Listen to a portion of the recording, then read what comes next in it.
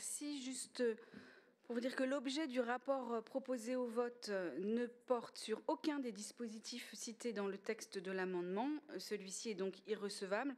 Cependant, je vais vous apporter quand même quelques éléments.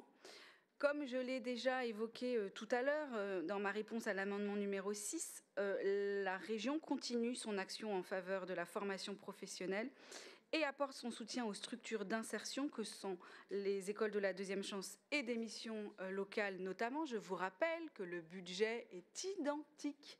Encore une fois, je sais que je l'ai déjà dit en séance plénière, je l'ai déjà dit en commission, je le redis encore.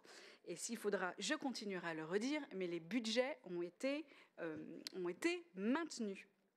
Je vous rappelle aussi que pour les missions locales, oui, notre soutien a évolué ces 2 dernières années, mais donne des résultats intéressants puisque le nombre de jeunes issus des missions locales entrés sur des formations financées par la région sont supérieurs aujourd'hui et que concernant l'association régionale des missions locales, comme évoqué aussi à plusieurs reprises en réponse à vos précédents amendements, la région a décidé de suspendre son financement suite à la volonté de cette dernière de ne pas remplir son rôle de tête de réseau, alors que la construction des nouvelles modalités de financement des missions locales. Mais, ceci dit, je tiens à vous le dire, le dialogue n'est pas rompu, puisque j'ai reçu, il y a pas plus tard qu'il y a 15 jours, les représentants de cette association, et que nous allons continuer à travailler ensemble.